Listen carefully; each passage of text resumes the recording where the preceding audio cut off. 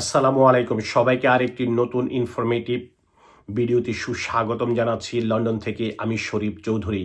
স্বপ্নের ইউরোপের নতুন 8টি দেশের ভিসা এখন বাংলাদেশ থেকেই হবে। আপনাকে যেতে হবে না পৃথিবীর অন্যান্য দেশ তথা দিল্লি কিংবা অন্য কোনো স্থানে। এই খবরটি জানিয়েছে ঢাকাস্থ সুইডিশ তথা সুইডেন এম্বাসি গত 8ই ডিসেম্বর তাদের এক তথ্য বিজ্ঞপ্তিতে। এখন থেকে ইউরোপের ভিসা প্রত্যাশীদের জন্য সুখবর।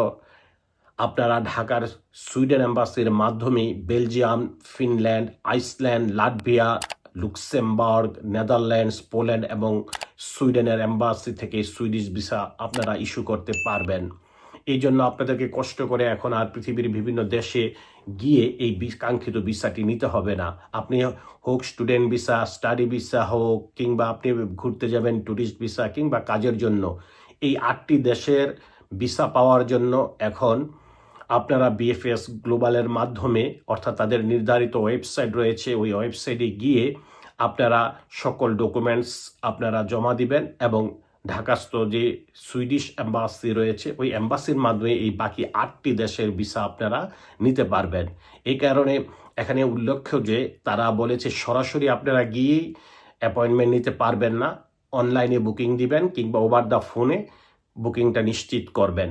এবং মনে রাখতে হবে আপনার বুকিং যখন কনফার্ম হয়ে যাবে, হুট করে আপনি আবার এটা 24 ঘন্টার আগে ক্যান্সেল করতে পারবেন না। অর্থাৎ আগামীকাল আপনার অ্যাপয়েন্টমেন্ট রয়েছে, আপনি আজকে বললেন যে আমি এটা ক্যান্সেল করতে চাই, সেক্ষেত্রে আপনার সম্পূর্ণ টাকাটি কিন্তু বাতিল হয়ে যাবে।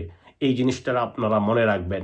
সুইডিশ এম্বাসি ওয়েবসাইটে গেলে আপনারা আর বিস্তারিত তথ্য পাবেন এবং মনে রাখবেন সেখানে কিন্তু ফোন নাম্বার রয়েছে, ওয়েবসাইট রয়েছে, সেই লিঙ্কে গিয়ে আপনার নির্ধারিত ডেটটি আপনারা বুকিং করবেন।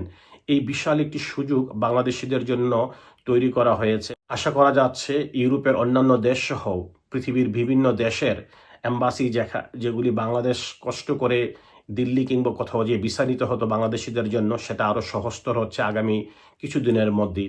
তবে আপাতত সুখের বিষয় হচ্ছে ইউরোপের এই 8টি দেশে ভিসার জন্য এখন আর দিল্লি কিংবা কোথাও যেতে হবে না।